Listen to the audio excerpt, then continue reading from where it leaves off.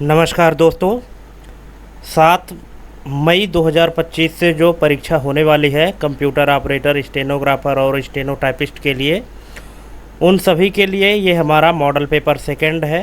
First model paper हम अपने channel में डाले हैं और उसमें आप लोगों का कमेंट आया था कि दूसरा मॉडल पेपर भी चाहिए। उसी के आधार पर हम ये आपके सामने दूसरा मॉडल पेपर आज लेकर आए हैं। आप लोगों का बहुत बहुत धन्यवाद दोस्तों। आप लोगों ने बहुत अच्छा रिप्लाई किया उसमें और बहुत अच्छा सपोर्ट किया। और इसी सिलसिले में ये मॉडल पेपर सेकंड को भी आप देखिए, कंप्लीट देखिए। टोटल 100 क्वेश्चन का हमने मॉडल पेपर तैयार किया है और इसमें से आपको बहुत हेल्प मिलेगी। तो चलिए देरी ना करते हुए हम शुरू करते हैं। और हाँ, एक रिक्वेस्ट है कि अगर आप चैनल में पहली बार आए हैं तो प्लीज़ चैनल को सब्सक्राइब करके और बेल आइकन प्रेस करके रखें, क्योंकि ऐसे ही हम नॉलेजफुल वीडियो आप सभी के लिए बनाते रहेंगे और ऐसे ही कॉम्पिटिटिव एग्ज़ाम की तैयारी आपको कराते रहेंगे निःशुल्क। तो चलिए शुरू करते हैं। जैसा कि आप स्क्रीन में देख पा रहे हैं, अभी हमारा पहला क्वेश्चन है, मध्य प्रदेश के किस क्षेत्र में नागवंशीय शासकों का शासन रहा था जिनका उल्लेख समुद्रगुप्त की प्रयाग प्रशस्ति में मिलता है? बघेलखंड, निमाड़, विदिशा पवाया या बुंदेलखंड? तो इसका राइट आंसर हो जाएगा दोस्तों विदिशा पवाया, जो ग्वालियर के निकट है। ऑप्शन नंबर सी इसका करेक्ट आंसर हो जाएगा। नेक्स्ट है, नौरादेही वन्य जीव अभयारण्य जो मध्य प्रदेश का सबसे बड़ा वन्य जीव अभयारण्य है, मुख्यतः किन जिलों में फैला हुआ है? दोस्तों क्वेश्चन आप देख रहे हैं, एक क्वेश्चन से दो क्वेश्चन तैयार हो रहे हैं कि नौरादेही वन्य जीव अभयारण्य जो मध्य प्रदेश का सबसे बड़ा वन्य जीव अभयारण्य है। यहाँ आपको ये भी पता चल गया कि जो मध्य प्रदेश का सबसे बड़ा वन्य जीव अभयारण्य है वो कौन सा है? नौरादेही वन्य जीव अभयारण्य है। ठीक है, ये किन जिलों में फैला हुआ है? तो यहाँ ऑप्शन है सागर, दमोह, नरसिंहपुर, होशंगाबाद, बैतूल, हरदा, शिवपुरी, श्योपुर, मुरैना या मंडला, बालाघाट, डिंडोरी? तो इसका राइट आंसर हो जाएगा ऑप्शन नंबर ए, सागर, दमोह, नरसिंहपुर। ऑप्शन नंबर ए इसका करेक्ट आंसर हो जाएगा। नेक्स्ट है, मध्य प्रदेश की कौन सी गुफाएं अपनी भित्ति चित्रों में रोमन परिप्रेक्ष्य के प्रभाव के लिए जानी जाती हैं? उदयगिरी की गुफाएं, बाघ की गुफाएं, भीमबेटका की गुफाएं या मारा की गुफाएं? तो दोस्तों इसका राइट आंसर हो जाएगा बाघ की गुफाएं। ऑप्शन नंबर बी इसका करेक्ट आंसर है। अगर एग्जाम में इस तरह का क्वेश्चन आता है तो आपको ध्यान रखना है कि ये बाघ की गुफाएं हैं जो रोमन परिप्रेक्ष्य में, रोमन पर्सपेक्टिव के प्रभाव से जानी जाती है। नेक्स्ट है, माच लोकनाट्य जो मध्य प्रदेश का प्रतिनिधि लोकनाट्य माना जाता है का उद्भव किस क्षेत्र से हुआ है? अब देखिए, मध्य प्रदेश का जो लोकनाट्य है उसे माच कहते हैं, है ना? तो इसका जो उद्भव है तो कहाँ से हुआ है? बुंदेलखंड, मालवा, बघेलखंड या निमाड़? तो इसका राइट आंसर है Malwa, option number B. Next है, भारतीय संविधान के किस अनुच्छेद के तहत राज्य वित्त आयोग पंचायतों की वित्तीय स्थिति की समीक्षा करता है? अनुच्छेद 243H, अनुच्छेद 243I, अनुच्छेद 243J या अनुच्छेद 243K? तो इसका राइट आंसर हो जाएगा दोस्तों ऑप्शन नंबर बी, अनुच्छेद 243I। दोस्तों समय बहुत कम बचा है, सिर्फ 1-2 दिन का समय मात्र बचा हुआ है, तो आप लोग वीडियो कंटिन्यू देखते रहें। और अगर दिक्कत हो तो बल्कि आप कॉपी पेन लेके बैठें और नोट भी करते चलें, क्योंकि एग्ज़ाम के तैयारी के लिए समय बहुत कम बचा है ना? तो आप वीडियो में लगातार बने रहें और वीडियो लास्ट तक ज़रूर देखें और लास्ट में हमको कमेंट करके बताइएगा कि आपके कितने नंबर सही हुए हैं। और अगर किसी भी क्वेश्चन में, किसी भी ऑप्शन में आपको डाउट है तो आप हमको कमेंट करके पूछ सकते हैं। नेक्स्ट है, त्रिपुरी अधिवेशन 1939 जहां सुभाष चंद्र बोस ने गांधी जी द्वारा समर्थित उम्मीदवार को हराया था, मध्य प्रदेश के किस आधुनिक शहर के निकट स्थित था? इंदौर, भोपाल, जबलपुर या ग्वालियर? तो इसका राइट आंसर हो जाएगा Jabalpur, option number C. Next है, मध्य प्रदेश सरकार द्वारा जनजातीय अनुसंधान एवं विकास संस्थान कहाँ स्थापित किया गया है? मंडला, झाबुआ, छिंदवाड़ा या भोपाल? तो इसका राइट आंसर हो जाएगा Bhopal, option number D. Next है, किस चंदेल शासक ने खजुराहो में प्रसिद्ध कंदरिया महादेव मंदिर का निर्माण करवाया था? यशोवर्मन, धंगदेव, विद्याधर या गंडदेव? तो इसका राइट आंसर हो जाएगा धंगदेव, ऑप्शन नंबर बी इसका करेक्ट आंसर हो जाएगा। नेक्स्ट है, मध्य प्रदेश में एस्बेस्टस खनिज मुख्य रूप से किस जिले में पाया जाता है? बालाघाट, रीवा, झाबुआ या सतना? तो इसका राइट आंसर हो जाएगा झाबुआ। झाबुआ में दोस्तों एस्बेस्टस खनिज पाया जाता है मुख्य रूप से। नेक्स्ट है, हिंगलाजगढ़ किला जो परमार कालीन मूर्ति कला के लिए प्रसिद्ध है, मध्य प्रदेश के किस जिले में स्थित है? धार, उज्जैन, मंदसौर या रतलाम? तो इसका राइट आंसर है मंदसौर। ऑप्शन नंबर सी इसका करेक्ट आंसर हो जाएगा। यहाँ पे एक चीज़ आपको और ध्यान देना है कि जो हिंगलाजगढ़ किला है वो परमार कालीन मूर्ति कला के लिए भी प्रसिद्ध है। अगर क्वेश्चन में ये पूछ देता है कि परमार कालीन मूर्ति कला के लिए प्रसिद्ध है क्या, कौन सा किला है, और अगर किले का नाम दे देता है तो यहाँ पे आपको हिंगलाजगढ़ याद रखना है। नेक्स्ट है, भारत में लोकपाल एवं लोकायुक्त की स्थापना का सुझाव सर्वप्रथम किसने दिया था? सरकारिया आयोग, प्रशासनिक सुधार आयोग, संस्थानम समिति या विधि आयोग? तो इसका राइट आंसर हो जाएगा प्रशासनिक सुधार आयोग 1966 से 1970। ऑप्शन नंबर बी इसका करेक्ट आंसर हो जाएगा। नेक्स्ट है, चंबल नदी पर बने गांधी सागर बांध के जलाशय का विस्तार मध्य प्रदेश के अलावा किस अन्य राज्य में भी है? उत्तर प्रदेश, गुजरात, राजस्थान या महाराष्ट्र? तो इसका राइट आंसर हो जाएगा राजस्थान। राजस्थान इसका करेक्ट आंसर हो जाएगा दोस्तों। नेक्स्ट है, मध्य प्रदेश के किस साहित्यकार को एक भारतीय आत्मा के उपनाम से जाना जाता है? गजानन माधव मुक्तिबोध, हरिशंकर परसाई, माखनलाल चतुर्वेदी, बालकृष्ण शर्मा नवीन? तो इसका राइट आंसर हो जाएगा माखनलाल चतुर्वेदी जी को। Option number C. नेक्स्ट है, ग्रेट इंडियन बस्टर्ड के संरक्षण के लिए मध्य प्रदेश में कौन सा अभयारण्य प्रसिद्ध है या था? जिसे ग्रेट इंडियन बस्टर्ड मतलब जिसको सोन चिरैया भी कहते हैं, तो इसके लिए कौन सा अभयारण्य प्रसिद्ध है उसके संरक्षण के लिए? करेरा और घाटी गांव, नौरादेही, रातापानी या पचमढ़ी? तो इसका राइट आंसर हो जाएगा करेरा और घाटी गांव। Option number A. नेक्स्ट है, संयुक्त राष्ट्र मानवाधिकार परिषद का मुख्यालय कहाँ स्थित है? न्यूयॉर्क, हेग, जिनेवा या वियना? तो इसका राइट आंसर है Geneva. Option number C. Next, Bhopal gas त्रासदी 1984 के समय मध्य प्रदेश के मुख्यमंत्री कौन थे? अब यहाँ पे भोपाल गैस त्रासदी ये भी पता चल गया कब हुआ था, 1984 में हुआ था। उस समय मध्य प्रदेश के मुख्यमंत्री कौन थे? सुंदरलाल पटवा, मोतीलाल वोरा, अर्जुन सिंह या दिग्विजय सिंह? तो दोस्तों उस समय जो मुख्यमंत्री थे, अगर इसका आंसर आपको पता है तो प्लीज़ वीडियो पॉज करके पहले इसका आंसर दीजिए और इसके बाद फिर देखिएगा कि आपके द्वारा दिया गया आंसर क्या सही है, और अगर नहीं पता तो फिर देख लीजिए। इसका राइट आंसर हो जाएगा अर्जुन सिंह। उस समय 1984 में जब भोपाल गैस त्रासदी हुआ था तो अर्जुन सिंह मुख्यमंत्री थे।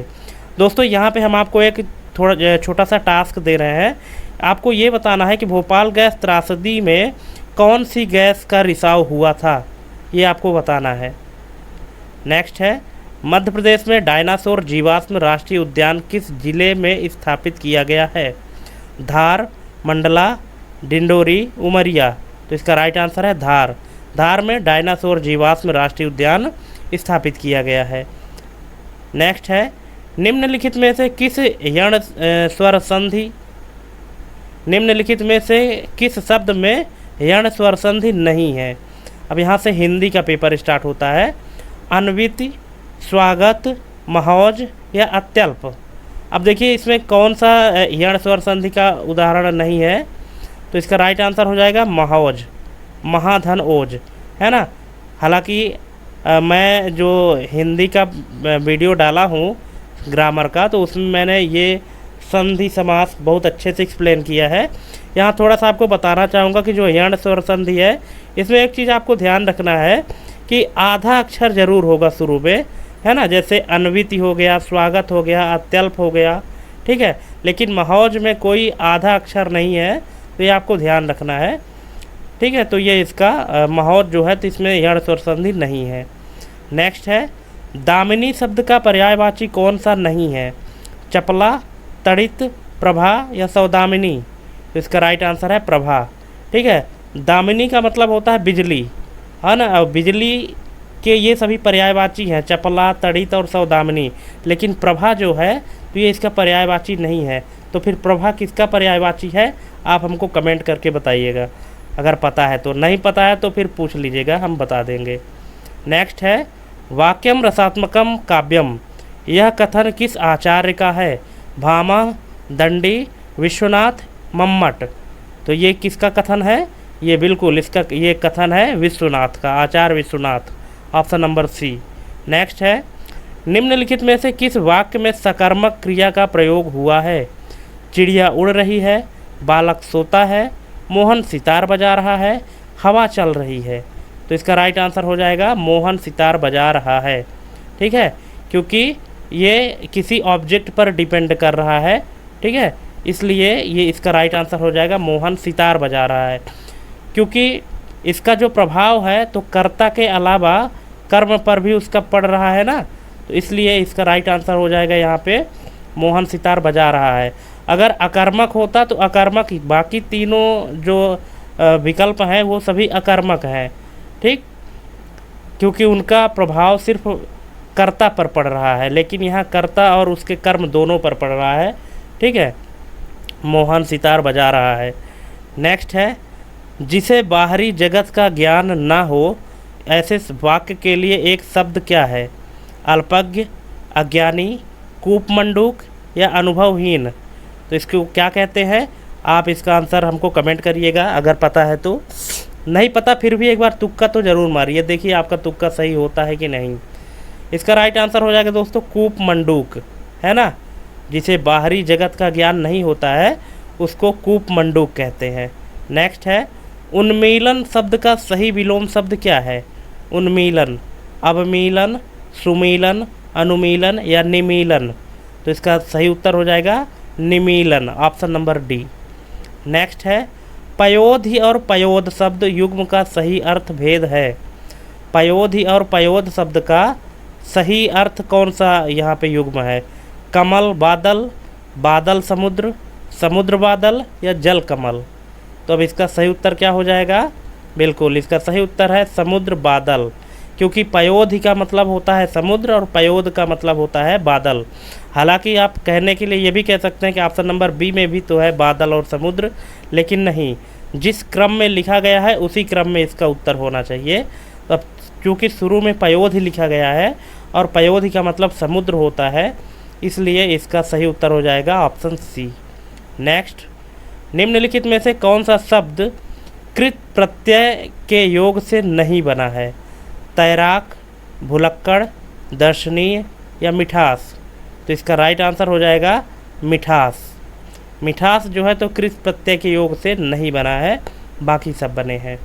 नेक्स्ट है गागर में सागर भरना मुहावरे का अर्थ क्या है, असंभव कार्य करना, कम शब्दों में अधिक अर्थ कह देना, छोटी वस्तु में बहुत कुछ रखना या रहस्यमयी बातें करना।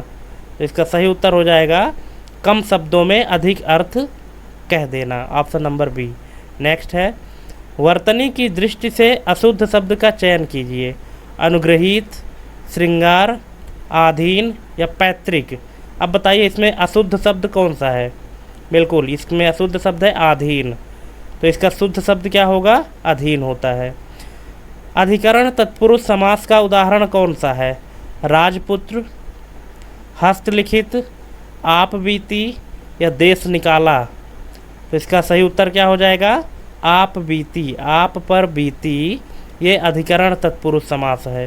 ठीक है, बाकी सब नहीं है।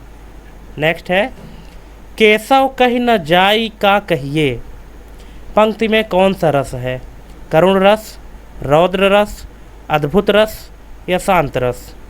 तो इसका सही उत्तर हो जाएगा अद्भुत रस, ऑप्शन नंबर सी। नेक्स्ट है मैं यह काम आप ही कर लूँगा, वाक्य में आप शब्द क्या है, पुरुषवाचक सर्वनाम, निजवाचक सर्वनाम, संबंधवाचक सर्वनाम या निश्चयवाचक सर्वनाम। तो इसका सही उत्तर हो जाएगा ऑप्शन नंबर बी, निजवाचक सर्वनाम।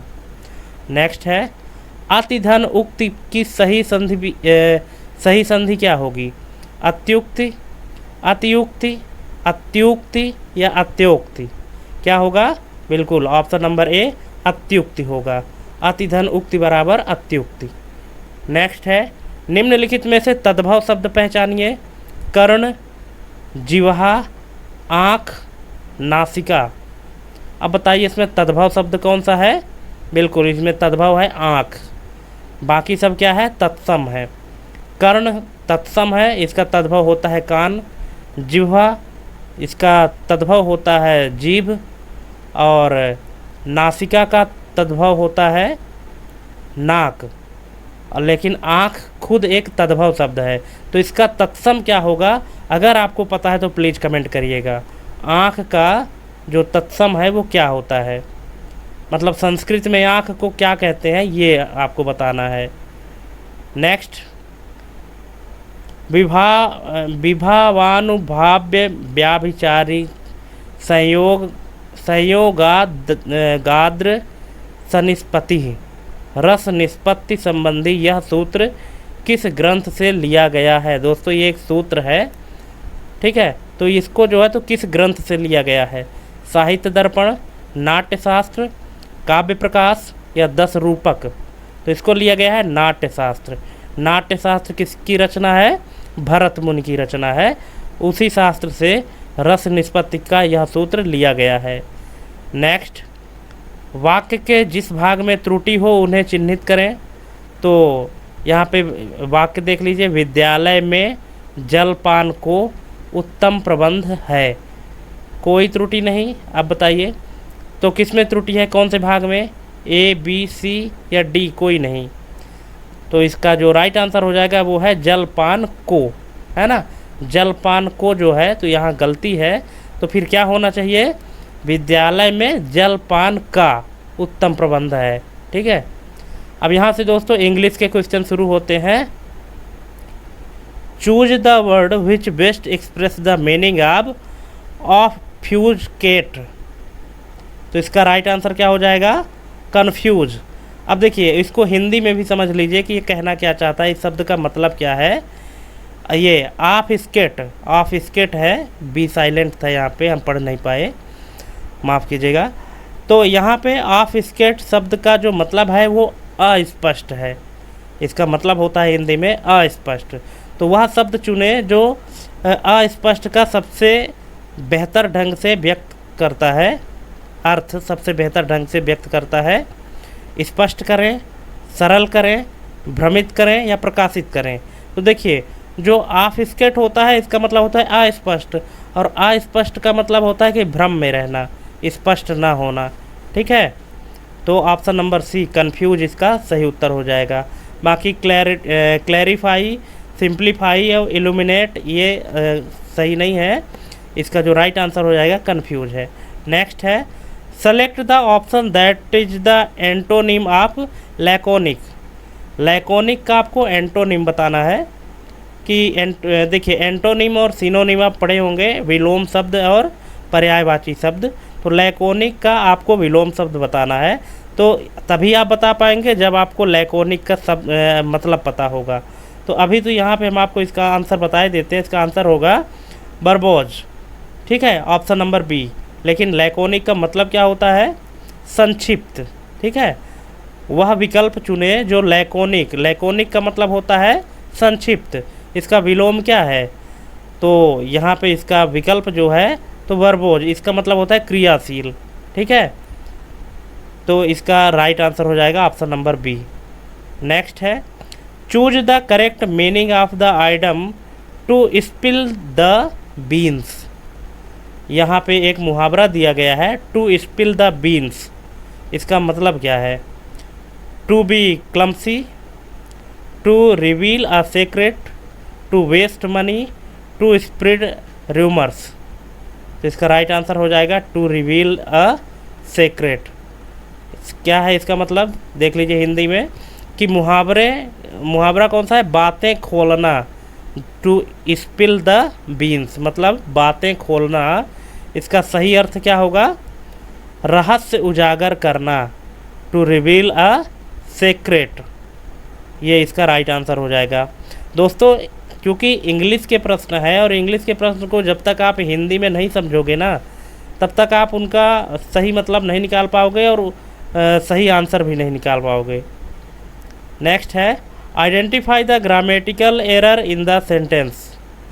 Each of the participants were given a certificate at the end of the ceremony.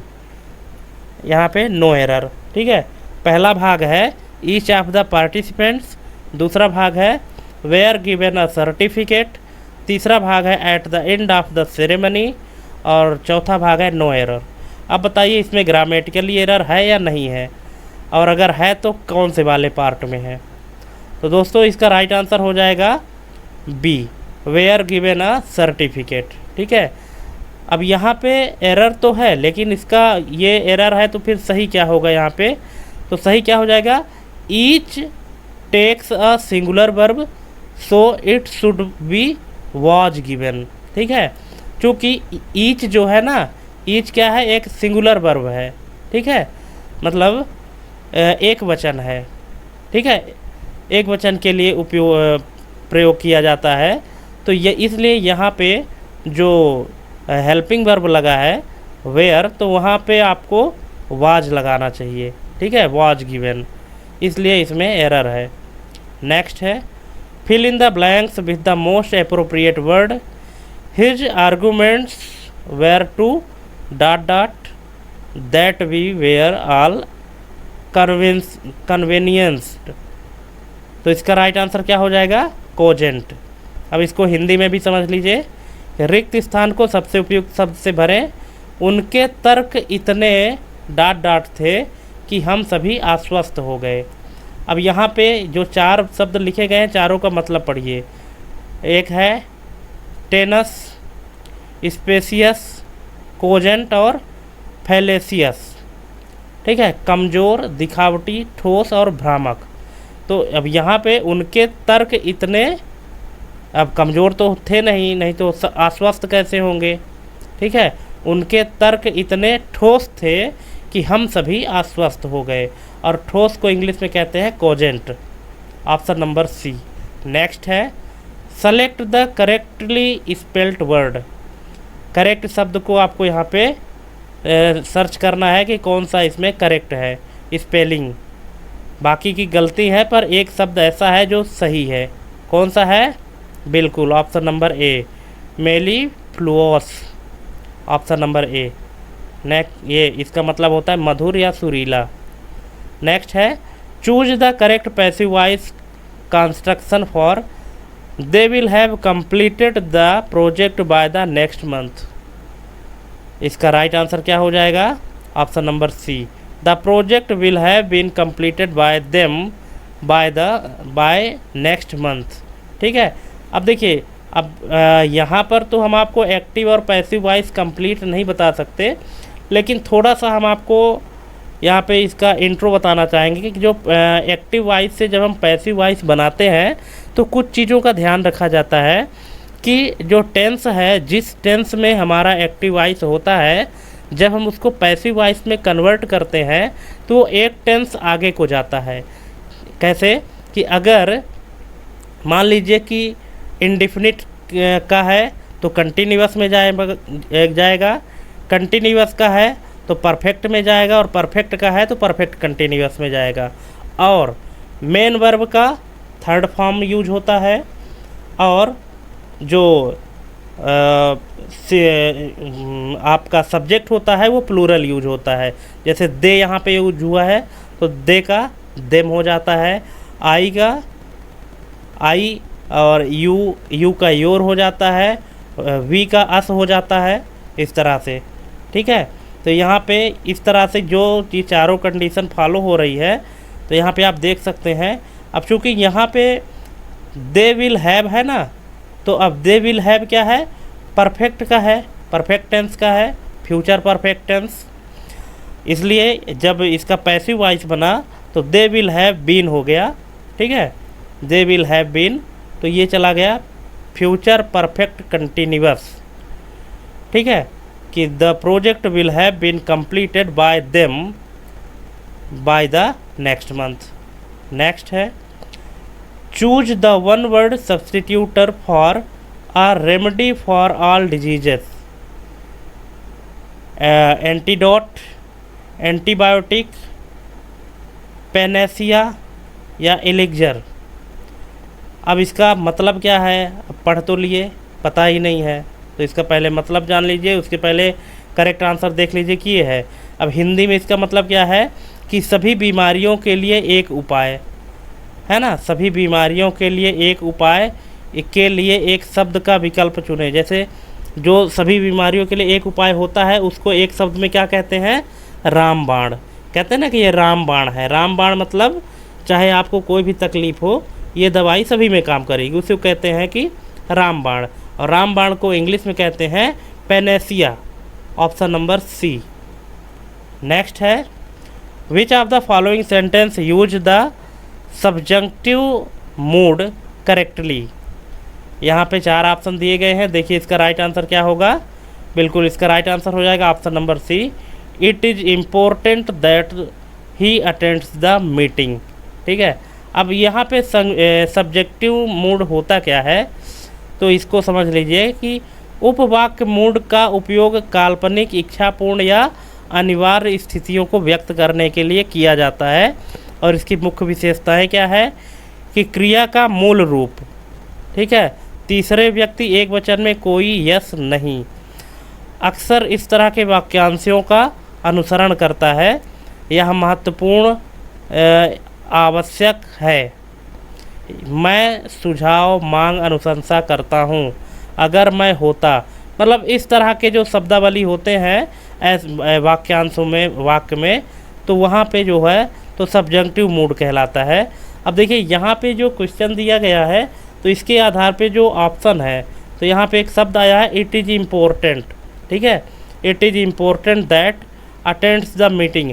अब हालांकि यहाँ पे अटेंड्स तो नहीं होगा, अटेंड होगा, लेकिन एक शब्द है इम्पोर्टेंट, ये, और इम्पोर्टेंट का मतलब होता है महत्वपूर्ण। ठीक है, तो इसलिए इसका राइट आंसर हो जाएगा सब्जेक्टिव मूड करेक्टली का ऑप्शन नंबर सी। नेक्स्ट है, identify the figure of speech in sentence the wind whispered through the trees. इसका राइट आंसर हो जाएगा पर्सोनिफिकेशन।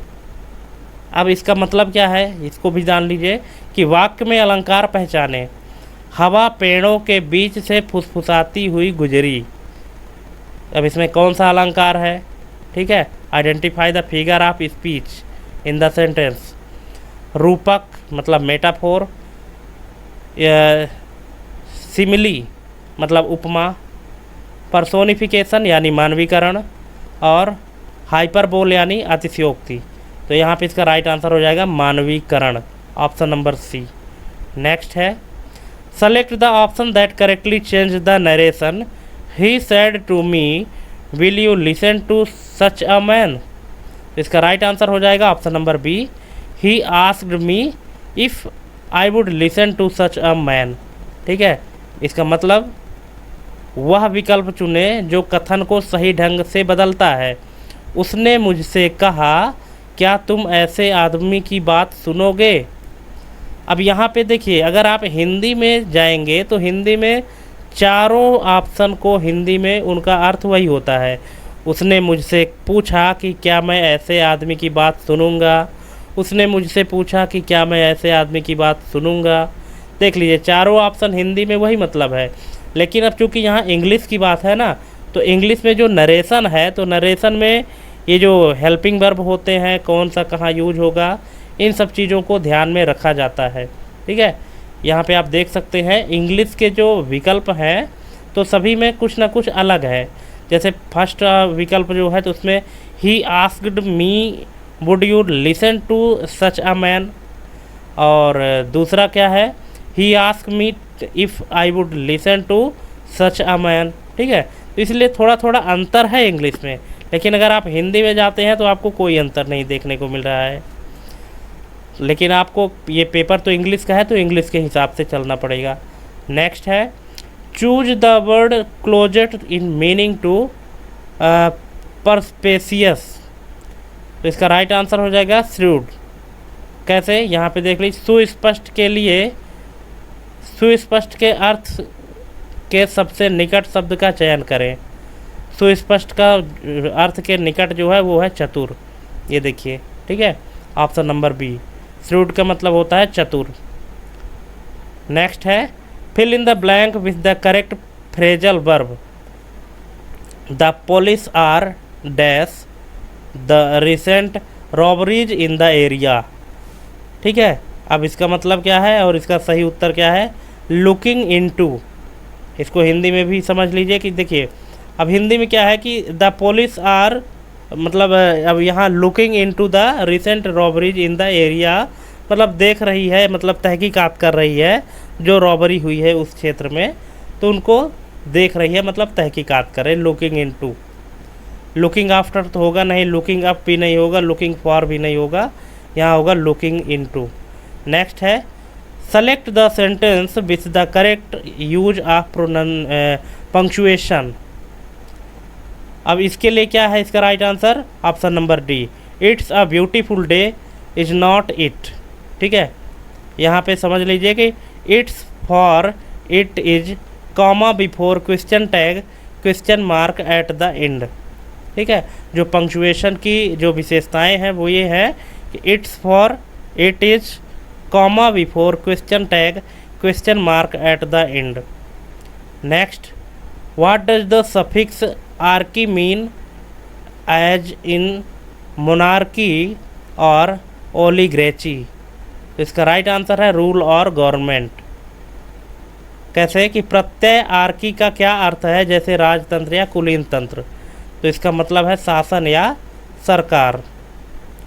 नेक्स्ट है identify the type of clause underline he finally visited to the town where his ancestors had lived. इसका right answer क्या हो जाएगा? Adjective relative clause. ठीक है, मतलब रेखांकित वाक्य के प्रकार को पहचाने कि वह अंततः उस शहर में गया जहां उसके पूर्वज रहते थे। ठीक है, तो इसका राइट आंसर विशेषण यानी सापेक्ष वाक्य है, option number C. Next, choose the word opposite to in meaning to prodigal. अब इसका अपोजिट क्या है, विलोम शब्द क्या है? वो है फ्रूगल। ठीक है, कैसे? प्रोडिगल का मतलब होता है व्यर्थ, इसके विपरीत अर्थ वाला शब्द कौन सा है? वो है मितव्ययी, option number C, frugal. Frugal का मतलब होता है मितव्ययी। नेक्स्ट है, अब यहाँ से दोस्तों मैथ्स के क्वेश्चन शुरू हो गए हैं। ठीक है, ये क्वेश्चन है और इसका आंसर क्या हो जाएगा? ऑप्शन नंबर ए होगा।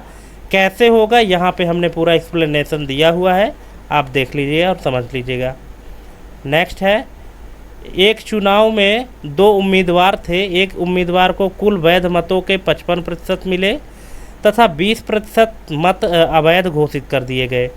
यदि कुल मतों की संख्या 7500 थी, 7500 थी, तो दूसरे उम्मीदवार को कितने वैध मत मिले? अब देखिए, जो मैथ्स के क्वेश्चन है तो मैं चाहूँगा कि आप रफ पेन लेकर बैठे, कॉपी पेन लेकर बैठें और एक बार इस तरह के क्वेश्चन को सॉल्व करने की कोशिश करिए, क्योंकि एग्ज़ाम के दौरान ज़रूरी नहीं कि यही क्वेश्चन आएगा, है ना। तो आपको सॉल्व करने का अगर तरीका पता रहेगा तो आप अच्छे से निकाल सकते हैं। हालांकि हमने तो पूरा इसमें एक्सप्लेनेशन ही दिया है कि कैसे आपको सॉल्व करना है, पर एक बार आप अपने तरीके से सॉल्व करिए कि आप कैसे सॉल्व करते हैं। इसका राइट आंसर हो जाएगा 2700, ऑप्शन नंबर ए। कैसे? इस तरह से कुल अवैध मत कुल अवैध मत कितना है? 20% है, तो 7500 का 20% हो गया 1500 मत। कुल वैध मत कितना हुआ? तो 7500 में 1500 घटा दीजिए तो 6000 हो गया वैध मत। अब पहले उम्मीदवार को मिले वैध मत कितना? 55%। किसका? वैध मत का 55%। तो 6000 का 55% जो होता है वो 3300 होता है, और दूसरे उम्मीदवार को मिले वैध मत तो वही 6000 में 3300 माइनस कर देने पर 2700 आ जाता है। नेक्स्ट है, पाइप ए एक टंकी को 8 घंटे में भर सकता है, पाइप बी उसे 12 घंटे में भर सकता है, जबकि पाइप सी भरी हुई टंकी को 6 घंटे में खाली कर सकता है। यदि तीनों पाइप एक साथ खोल दिए जाएं तो टंकी कितने समय में भरेगी? 12 घंटा, 16 घंटा, 24 घंटा या 20 घंटा? तो इसका राइट आंसर है 24 घंटा, ऑप्शन नंबर डी। ठीक है, कैसे? ये एक्सप्लेनेशन है, इसको आप देख सकते हैं। नेक्स्ट है, पी की राशि पर 10% वार्षिक दर से 2 वर्ष में चक्रवृद्धि ब्याज और साधारण ब्याज का अंतर 15 रुपये है। पी का मान ज्ञात कीजिए। इसका राइट आंसर है 1500 रुपये। कैसे, यहाँ पे हमने एक्सप्लेन किया है, आप वीडियो पॉज करके और देख सकते हैं। नेक्स्ट है, एक नाव शांत जल में 15 किलोमीटर प्रति घंटा की चाल से चल सकती है। यदि धारा की चाल 5 किलोमीटर प्रति घंटा है तो नाव को धारा के प्रतिकूल 60 किलोमीटर जाने और फिर धारा के अनुकूल वापस प्रारंभिक बिंदु पर आने में कुल कितना समय लगेगा? तो ये लगेगा दोस्तों 9 घंटे। कैसे, यहाँ पे आप देख सकते हैं। नेक्स्ट है, ये क्वेश्चन है और इसका आंसर क्या होगा? 98 है, ऑप्शन नंबर ए। कैसे, यहाँ पे एक्सप्लेनेशन हमने दिया है, आप इसको वीडियो पॉज करके और देखते जाइएगा, क्योंकि मैथ के क्वेश्चन को अब वैसे हम क्या समझाएं बोलकर। एक समबहुभुज का प्रत्येक आंतरिक कोण 144 डिग्री है। बहुभुज की भुजाओं की संख्या ज्ञात कीजिए। तो इसका राइट आंसर हो जाएगा 10, ऑप्शन नंबर सी। ठीक है, कैसे, यहाँ पे इसका एक्सप्लेनेशन दिया है। नेक्स्ट है, ए, बी और सी ने क्रमशः 5000, 6000 और 9000 का निवेश करके एक व्यवसाय शुरू किया। यदि वर्ष के अंत में कुल लाभ 10,000 है तो बी का लाभ में हिस्सा कितना होगा? तो ये होगा दोस्तों 3000। कैसे, इस तरह से ये एक्सप्लेनेशन है, आप इसको देख लीजिए। नेक्स्ट है, अब ये क्वेश्चन है, इसमें x का मान निकालना है। तो x का मान होगा 512, ऑप्शन सी ए, ऑप्शन नंबर सी। और कैसे होगा, वो इस तरह से होगा। आप ध्यान से देखिएगा तो आपको समझ में आ जाएगा, अगर नहीं समझ में आता तो कमेंट करके पूछ लीजिएगा। नेक्स्ट है, यदि tan theta plus cot theta बराबर 2 और tan square theta plus cot square theta का मान क्या है? तो इसका मान है 2। कैसे, इस तरह से। इसको थोड़ा सा आपको ज्यामिति तरीके से लगाना पड़ेगा, बाकी कैसे लगाना है ये मैंने यहाँ पे दिखा दिया है।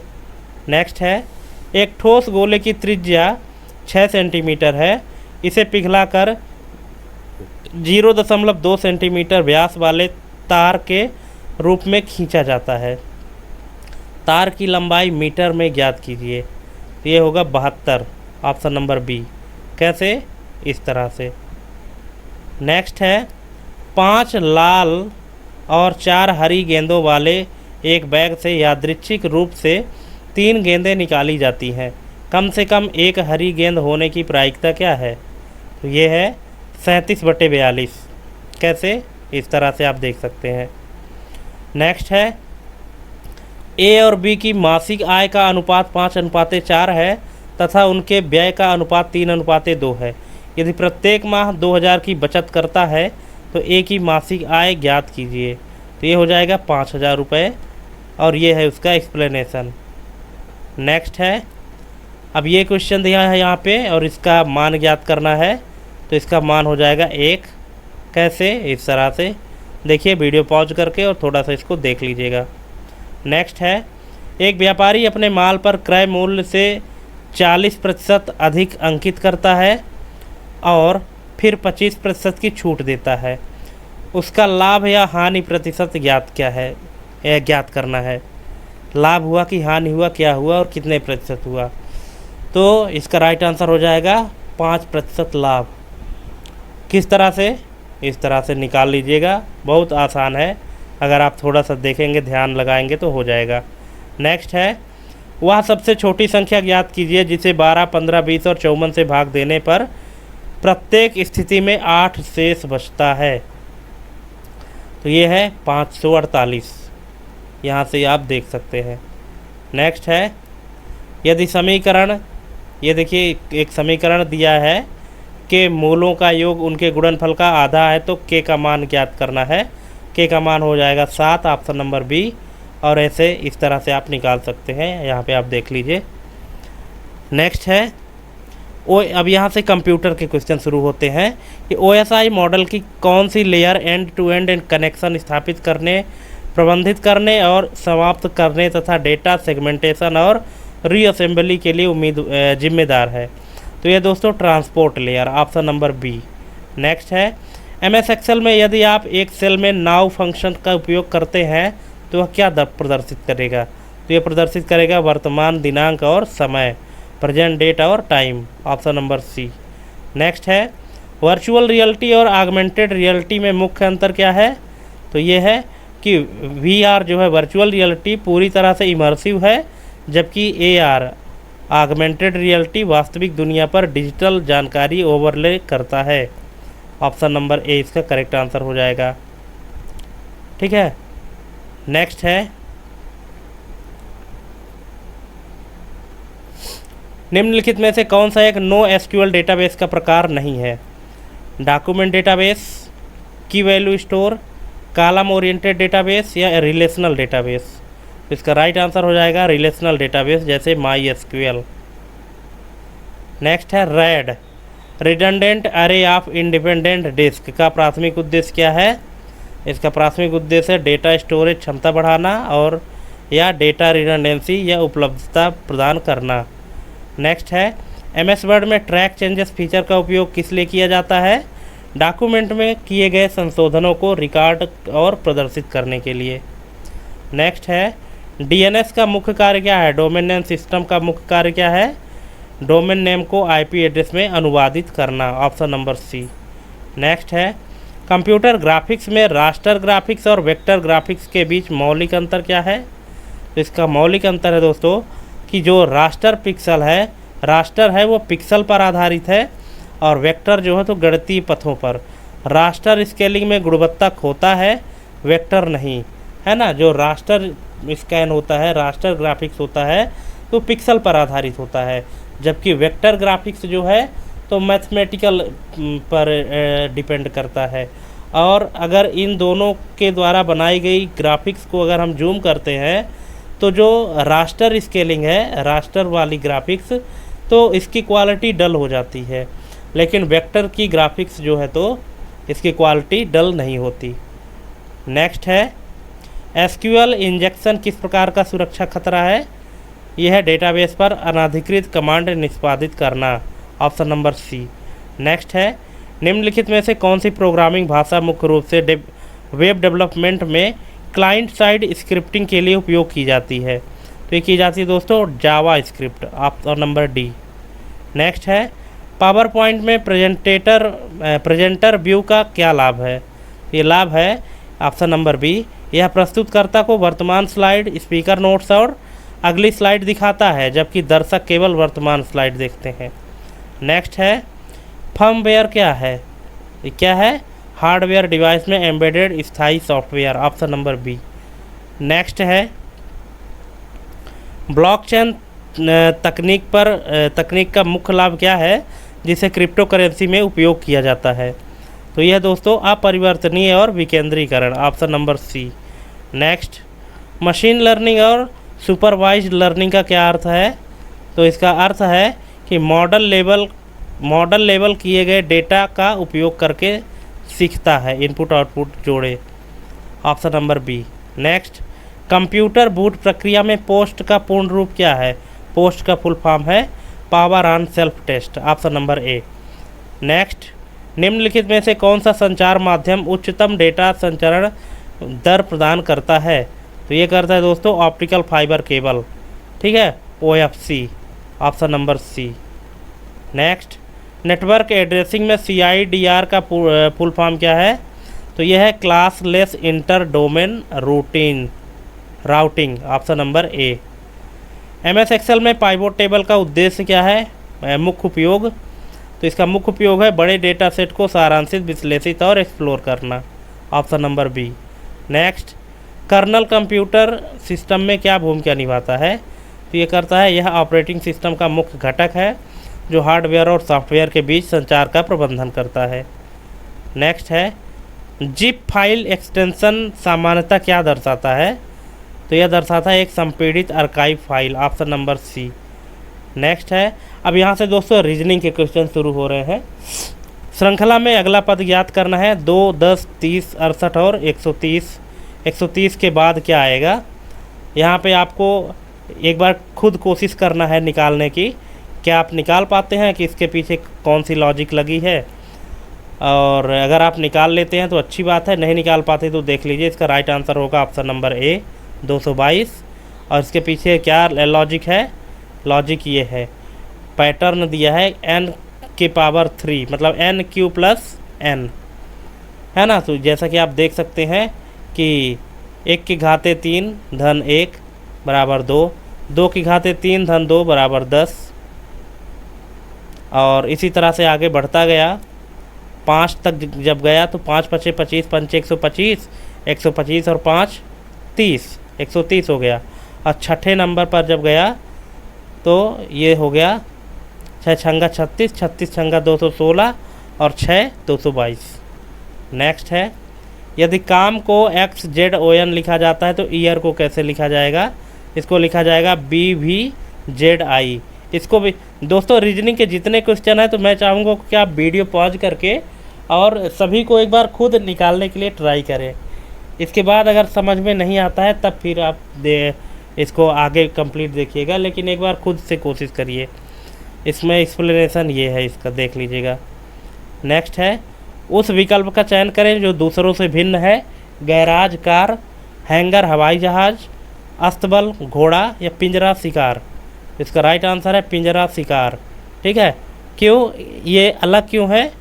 क्योंकि बाकी जो ऑप्शन है वो उस चीज़ों को रखने के स्थान है, जैसे गैराज में कार होती है, हवाई जहाज़ हैंगर में, घोड़ा जो है तो अस्तबल में रहता है। लेकिन पिंजरा और शिकार का कोई कनेक्शन ही नहीं है, कोई जुड़ा नहीं, इसलिए ये यहाँ इन सब से अलग है। नेक्स्ट, प्रेरणा ने कार्तिक का परिचय कराते हुए कहा, वह मेरे पिता के पिता की इकलौती बहू का बेटा है। कार्तिक प्रेरणा से किस प्रकार संबंधित है? इस ब्लड रिलेशन को पहले आप वीडियो पॉज करके निकालिए और देखिए कि क्या आपके द्वारा निकाला गया आंसर सही है। और अगर आप नहीं निकाल पाते तो देखिए इसका सही उत्तर हो जाएगा भाई। ठीक है, कैसे कि वह मेरे पिता के पिता मतलब दादाजी, दादाजी की इकलौती बहू मतलब उसकी माँ, प्रेरणा की माँ है ना, का बेटा है। अब उसकी माँ का बेटा है मतलब उसका भाई ही है। तो कार्तिक प्रेरणा से किस प्रकार संबंधित है? कार्तिक जो है तो भाई है। नेक्स्ट, एक घड़ी में 4:40 बज रहे हैं, घंटे और मिनट की सुई के बीच का कोण डिग्री में कितना होगा? तो ये दोस्तों 100 डिग्री। कैसे? इस तरह से आप देख लीजिए और आप निकाल सकते हैं। ऑप्शन नंबर 20 का करेक्ट आंसर हो जाएगा। नेक्स्ट है, अब यहाँ पे कथन और निष्कर्ष वाले क्वेश्चन है कि कुछ चाबियाँ ताले हैं और कुछ ताले दरवाजे हैं। अब निष्कर्ष कहता है कि कुछ चाबियाँ दरवाजे हैं या कोई चाबी दरवाज़ा नहीं है। तो इसका उत्तर क्या होगा? केवल निष्कर्ष 1 अनुसरण करता है, केवल निष्कर्ष 2 अनुसरण करता है, या तो 1 या तो 2 अनुसरण करता है, ना तो 1 और ना ही 2 अनुसरण करता। इसका राइट आंसर क्या होगा? ना तो 1 और ना ही 2 अनुसरण करता है, ऑप्शन नंबर डी। ठीक है, अब यहाँ पे आप इसका रीज़न देख सकते हैं कि चाबियों और दरवाज़ों के बीच कोई निश्चित संबंध स्थापित नहीं होता है, संभावना दोनों की है, इसलिए निश्चित निष्कर्ष नहीं निकलता है। नेक्स्ट है, दिए गए विकल्पों में से लुप्त संख्या ज्ञात करना है। तो यहाँ पे इसका राइट आंसर 26 होगा और ये इसका एक्सप्लेनेशन है। नेक्स्ट, अक्षरों का कौन सा समूह खाली स्थानों पर क्रमवार रखने में दी गई अक्षर श्रृंखला को पूरा करेगा? तो ये करता है option number A B B B A. इस प्रकार से जब आप भर देंगे तो ये श्रृंखला पूरी हो जाएगी। नेक्स्ट है, कौन सा शब्द भिन्न है? दिल्ली, मुंबई, कोलकाता, पंजाब। तो ये अलग है कौन? पंजाब। कैसे अलग है? क्योंकि बाकी जो नाम है वो कहीं ना कहीं की राजधानी है, लेकिन पंजाब कोई राजधानी नहीं है। नेक्स्ट है, किताब का संबंध पढ़ना से है तो भोजन का संबंध खाना से है। नेक्स्ट है, यदि कैट को 3120 के रूप में कोडित किया जाता है और डीओजी को कैसे कोडित किया जाएगा? तो ये किया जाएगा 4157 से। कैसे? ये इसका रीजन है, इसको आप देख सकते हैं। नेक्स्ट, कौन सा शब्द भिन्न है? ऊँट, गाय, हाथी, शेर। इसमें सबसे भिन्न क्या है? शेर है। क्यों? क्योंकि बाकी चीज़ें जो है तो पालतू हैं, पर शेर जो है तो जंगली है। दोस्तों, इस तरह से हमने आपको टोटल 100 क्वेश्चन करा दिया। आप हमको कमेंट करके बताइएगा कि आपके कितने क्वेश्चन सही हुए और कितने गलत हुए, और कहीं भी अगर आपको डाउट हुआ हो तो आप हमको कमेंट करके पूछ सकते हैं। तो थैंक्स फॉर वॉचिंग। आज की कंप्लीट वीडियो देखने के लिए और जुड़े रहिए ऑफिस नो प्रॉब्लम के साथ। ऐसे ही सभी एग्ज़ाम की तैयारी के लिए हम आपके लिए वीडियो लेकर आते रहेंगे। तो आज के लिए बस इतना ही, मिलते हैं अपने अगले वीडियो में। तब तक के लिए जय हिंद, वंदे मातरम।